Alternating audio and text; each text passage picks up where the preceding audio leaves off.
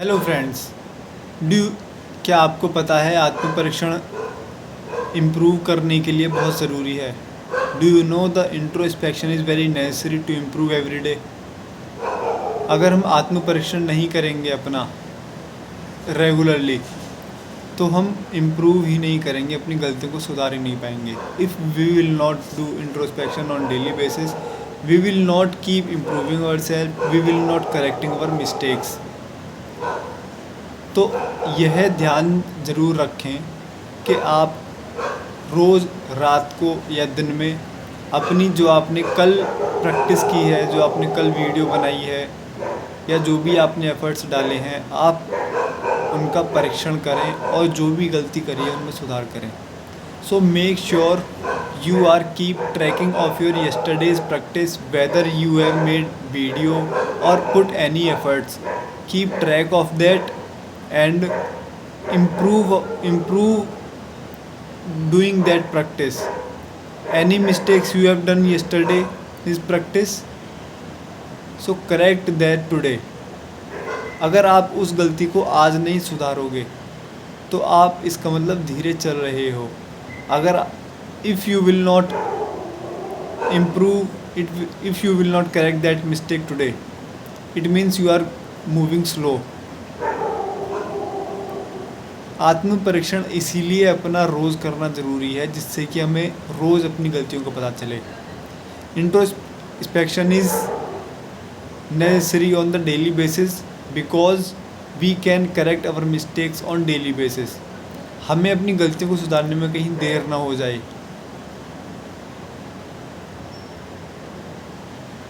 कहीं देर ना हो जाए। I will try this sentence. I will try the formation of this sentence after that video definitely. But we can adjust now. हमें बहुत देर ना हो जाए। So make sure we will not having so much. So make sure we are not becoming very late to correct mistakes. Okay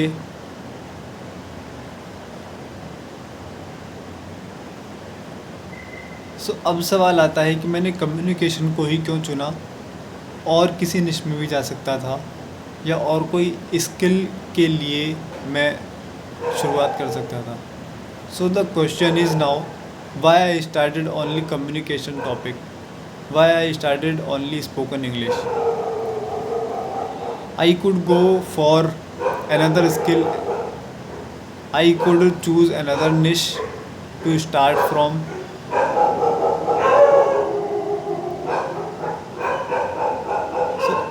So मुझे लगा कि यार सबसे पहले कम्युनिकेशन सबसे ज़्यादा ज़रूरी है इंटरेक्ट करने के लिए। I thought that communication is very necessary to interact with people, क्योंकि ये बहुत ही बेसिक सी चीज़ है, फाउंडेशन है, ये नींव है अपनी पर्सनैलिटी को इम्प्रूव करने की। Because the communication is the foundation, your base to improve your self. अगर आप लोगों से बातचीत ही नहीं कर पाओगे, उनके सामने अपनी बात को रख ही नहीं पाओगे, तो आप कैसे इम्प्रूव करोगे, कैसे अपनी पर्सनैलिटी डेवलप करोगे। If you can not put your talk in front of the people, if you are not able to talk with the people, so how can you improve, how will you develop your personality, right? तो मुझे लगा कि यार सबसे मेरी बहुत कमज़ोर weakness, जो मेरी सबसे ज़्यादा बड़ी वीकनेस है, वो है communication. So I realized that my biggest weakness is my communication. इसीलिए मैंने कम्युनिकेशन को चुना, ताकि मेरी सबसे पहले कम्युनिकेशन मेरी स्ट्रॉन्ग हो जाए। So that's why I chose communication, so that I will make strong my communication, right? Communication भी कई तरह की होती है। कम्युनिकेशन का मतलब है अपनी बातों को अच्छी तरह से रखना। Communication means we are putting our we are conveying our thoughts in very effective way. मैंने फिर भी केवल इंग्लिश को ही चुना, कम्युनिकेशन को नहीं चुना. This English is spoken English is another thing, is a little bit another thing from communication. Communication is a very spread word. So I chose spoken English because if we need to so मैंने English को केवल इसीलिए चुना क्योंकि English सबसे पहले ज़रूरी है कॉर्पोरेट वर्ल्ड में इम्प्रूव करने के लिए और to earn money from the beginning level. So I chose spoken English only because it is very necessary to grow in corporate world and to earn money initially. और English सीखने से सबसे बड़ी बात हमारा कॉन्फिडेंस जल्दी बिल्ड होता है and we gain the confidence a lot very faster by learning spoken English. अगर हम हिंदी वाली कम्युनिकेशन सीखेंगे तो हमारा कॉन्फिडेंस उतनी जल्दी बिल्ड नहीं होगा. If we will learn Hindi communication then we will not gaining so much confidence, क्योंकि हमें लगेगा ही नहीं कि हमने अपनी कम्युनिकेशन मजबूत की है, क्योंकि हिंदी तो हमें पहले से आती है ना. Because we don't realize that we have because we will not realize that we have improved our English our communication because we already know Hindi. we already have conversation with people in Hindi. We already talk with the people in Hindi. इसलिए हमें English सीखने की ज़रूरत है जिससे कि हम किसी के साथ भी बात कर सकें, चाहे वो इंग्लिश में हमसे बात करे चाहे हिंदी में. That's why we need to learn spoken English because we don't need at the time that the person should be speak in English or Hindi, right?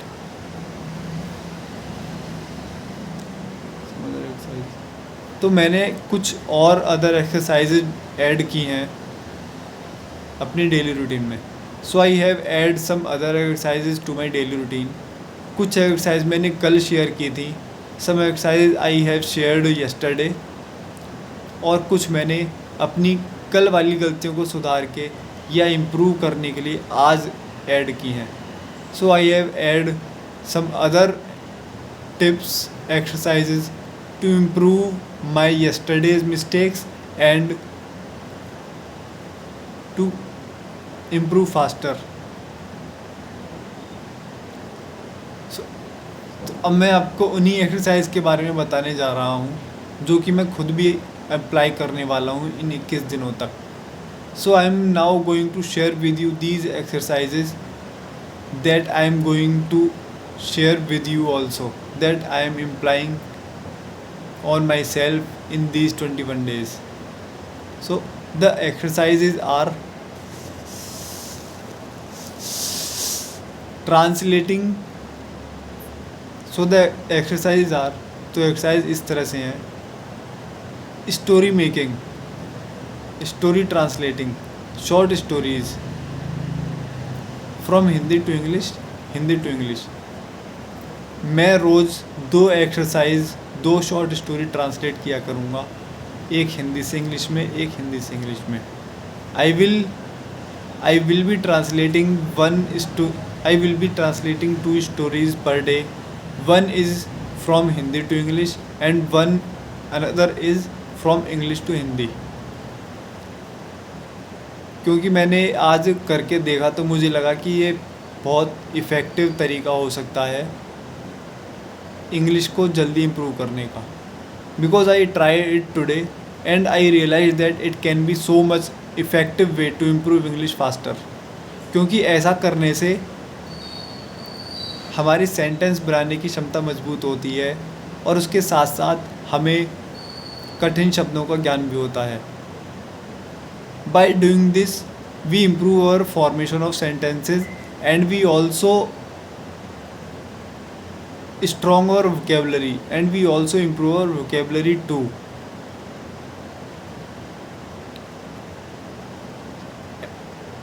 तो अब अगली एक्सरसाइज की बात करते हैं. Now talk about another exercise, that is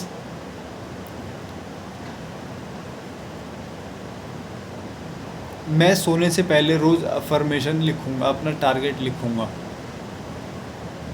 I will write my target and affirmation before going to sleep. Right, this is another exercise. And another is कि किसी एक टॉपिक पर कम से कम 10 मिनट रोज़ शीशे के सामने खड़े होकर बोलना. And the another exercise is I will keep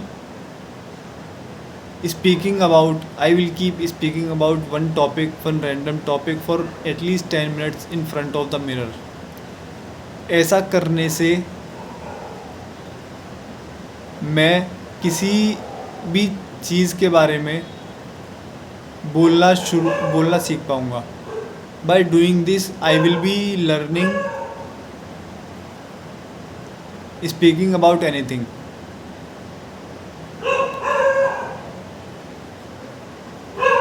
Right, so this is another thing we should add in our daily exercises. And I think I have told you already in the yesterday's video that अपने environment के basis पे चीज़ों को words में और short sentences में transcribe करो. Transcribe your surroundings in words and short sentences. Like, that is my bag having on my bed. I have pasted some papers to motivate me. There is a Wi-Fi installed in my room. I have medicine on the fridge which I have to take after meals. These type of things you can do. And what the another thing is, yes, बहुत ज़्यादा अपेक्षाएं नहीं रखनी चाहिए. We should not have too much expectations. अपने गोल की तरफ ध्यान ज़्यादा ना होने की बजाय अपने एफर्ट्स पे ध्यान होना चाहिए. We should keep attention on our efforts instead of our goals. Goals पे हम ज़्यादा ध्यान देंगे तो हम उसी में खो जाएंगे और हम अपने प्रयासों से भटक जाएंगे. If we will too much focus on our goals, then we can be distracted from our efforts. We can forget to put our efforts.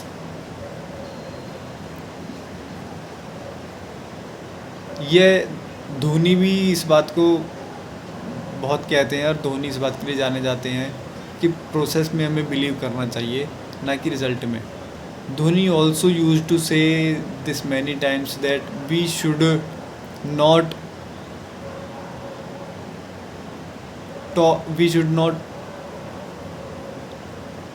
think too much about the results, but only do focus on the process, do focus on the efforts. Right, just make it your lifestyle. Like, it is the work you have to do today. Like, you are eating today daily, so it is your work, it is your daily habit, it is your lifestyle. So make the efforts your lifestyle. By doing this, you will eventually get to the results. Okay, make easy sentences of the hard words you have used in today's English, in today's practice. How to do this? So as I have learned today, devise devise means विचार करना, योजना बनाना, आविष्कार करना, ईजाद करना. And the synonyms are conceive, think up, invent. How I can make sentences, how I can use this word in simple sentences. विचार करना. हमें कोई भी बात बोलने से पहले विचार करना चाहिए. We should devise before speaking, before telling, before speaking anything.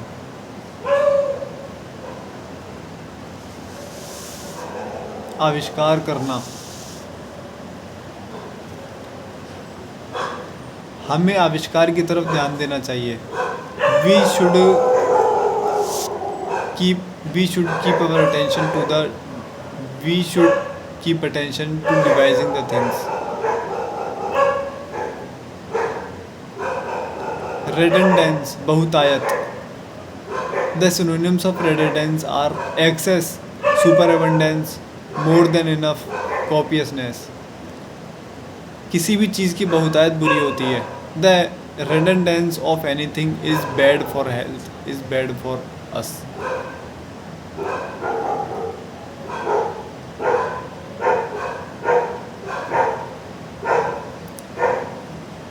Simulation, पाखंड, नकली चीज़, fake, मौकरी, hypocrisy.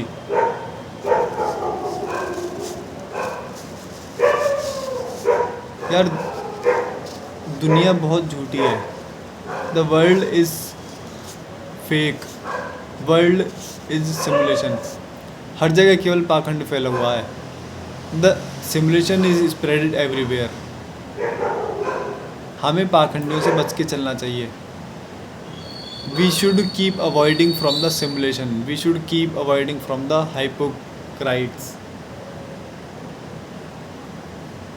These type of exercise you have to do. Translating the hard words into using the hard words to make simple sentences. This will help you to keep remembering the hard words you have learned. Okay,